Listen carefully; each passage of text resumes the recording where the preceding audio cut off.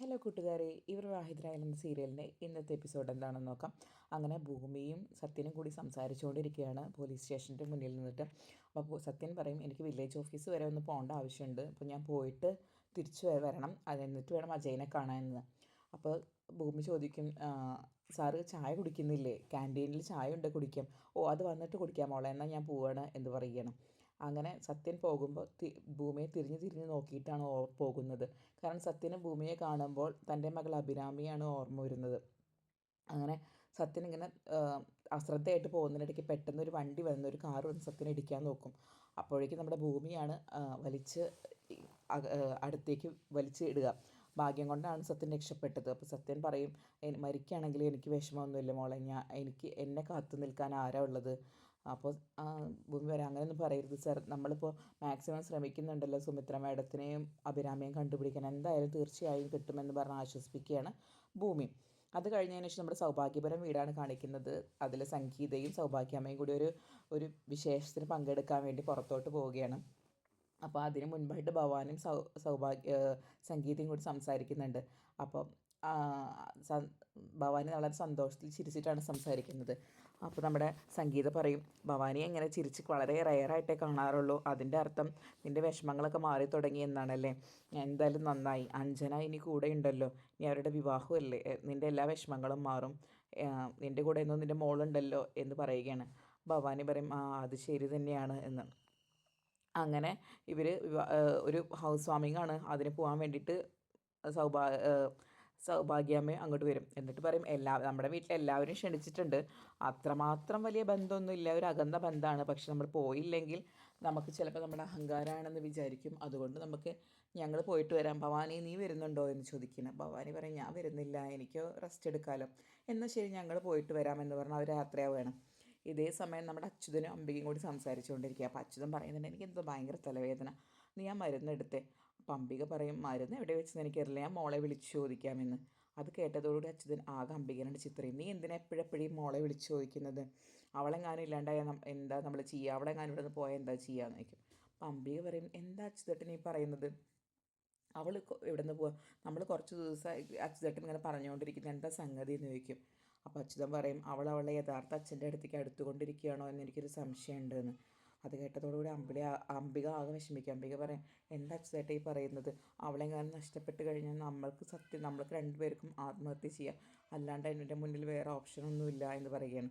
അപ്പോൾ അച്യുതൻ പറയും, നീ അങ്ങനെ അവളുടെ മുന്നിൽ ഇതൊന്നും അറിഞ്ഞതായി നടിക്കരുത് എന്ന് പറഞ്ഞ് അംബികയെ ആശ്വസിപ്പിക്കുകയാണ്.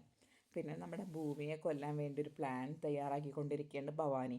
കാരണം വീടിൻ്റെ മുന്നിൽ CCTV ക്യാമറ ഉള്ള കാരണം ഭൂമി ഇങ്ങോട്ട് വന്നതൊക്കെ അറിയും, കൃത്യമായിട്ട് അറിയും. അപ്പോൾ അതുകൊണ്ട് അതിലൊന്നും പെടാതെ കൃത്യമായിട്ടൊരു പ്ലാൻ തയ്യാറാക്കണമെന്ന് ആലോചിച്ച് ഭവാനി എന്ത് ചെയ്യും, സിങ്കിലോട്ടൊരു കണക്ഷൻ, അതായത് കിച്ചൺ സിങ്കിലോട്ട് ഒരു കറണ്ട് കണക്ഷൻ എടുത്തിട്ട് ഷോക്ക് അടുപ്പിച്ച് കൊല്ലാൻ വേണ്ടിയിട്ടാണ് ഭവാനിയുടെ പ്ലാൻ എന്ന് പറയുന്നത്. അങ്ങനെ ഭൂമിയെ മുത്തശ്ശി ഇങ്ങോട്ട് വരാൻ പറഞ്ഞിട്ടുണ്ടായിരുന്നല്ലോ. ഭൂമി അങ്ങോട്ട് വരികയാണ്. അങ്ങനെ വരുമ്പോൾ വന്നു കഴിഞ്ഞിട്ട് ഭൂമി സൗഭാഗ്യപരം വീടിൻ്റെ മുന്നിൽ ഇങ്ങനെ നിന്നതിനെ ആലോചിക്കും, അയ്യോ ഈ വീട് എവിടെയോ കണ്ട പരിചയം, നല്ല പരിചയം, എന്താണിതിങ്ങനെ എന്ന് ആലോചിച്ച് അവളിങ്ങനെ നിൽക്കുകയാണ്. അപ്പോൾ ഭവാനി വന്ന് വാതിൽ തുറന്നിട്ട് പറയും, ഭൂമിയില്ലേ, ഭൂമിയോട് അമ്മ വരാൻ പറഞ്ഞിരുന്നല്ലേ? അതെ. അപ്പോൾ ഭൂമി പറയാം, അതെ മേഡം ഇവിടെ ഇല്ലേ?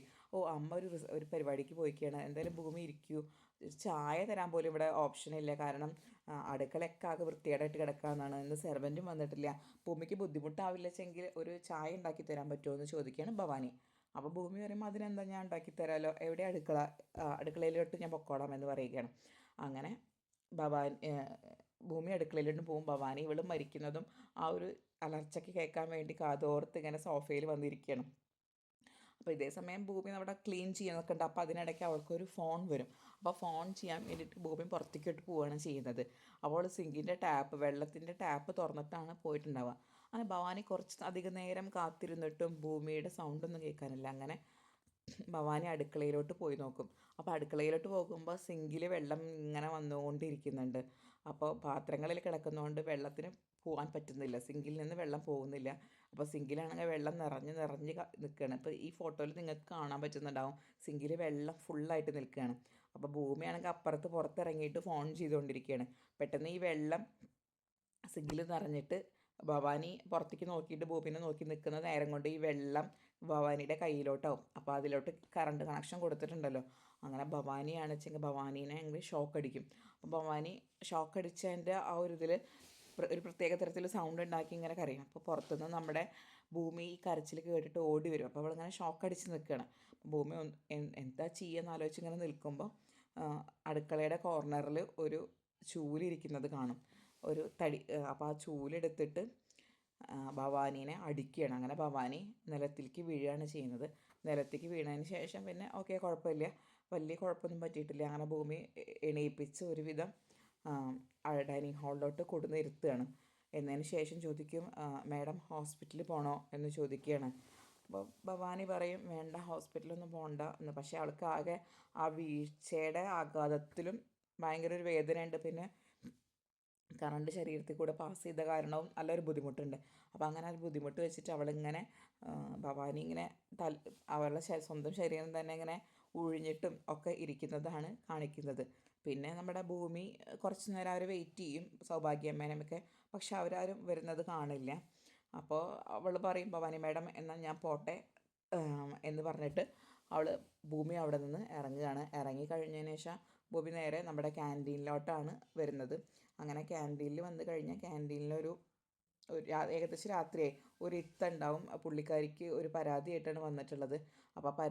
അപ്പോൾ അവൾ പറയും, ഭൂമി പറയും നാളെ വന്നാൽ മതി, ഞാനൊക്കെ ശരിയാക്കി തരാം, എഴുതി തരാം എന്ന് പറയുകയാണ്. അങ്ങനെ കുറച്ച് കഴിഞ്ഞാൽ സൗഭാഗ്യാമ്മയും സംഗീതമൊക്കെ കൂടി തിരിച്ചു വരികയാണ്. അപ്പോൾ നല്ല ഇരുട്ടായിരിക്കുന്നു. അപ്പോൾ ഭവാനി ചോദിക്കും, അമ്മ എന്താ ഇത്ര വൈകിയത് എന്ന്. അത് ഞങ്ങൾ വീട് താമസം കഴിഞ്ഞതിന് ശേഷം മൂന്നാറിലുള്ള സത്യൻ്റെ എസ്റ്റേറ്റും റിസോർട്ടൊക്കെ ഒന്ന് കാണാൻ പോയി. എങ്ങനെ ഉണ്ടെന്ന് അറിയാലോ, കുഴപ്പമില്ല, നന്നായി നടക്കുന്നുണ്ട്, അതൊന്ന് കാണാൻ വേണ്ടി പോയി. അപ്പോൾ ഭവാനിക്ക് അത് അത്ര ഇഷ്ടപ്പെടുന്നില്ല. കാരണം സത്യൻ്റെ ഉയർച്ചയല്ലേ, അത് ഇഷ്ടപ്പെടാതെ ഭവാനി ഇങ്ങനെ മുഖം ചുളുക്കിയിട്ടാവും നിൽക്കുന്നുണ്ടാവുക.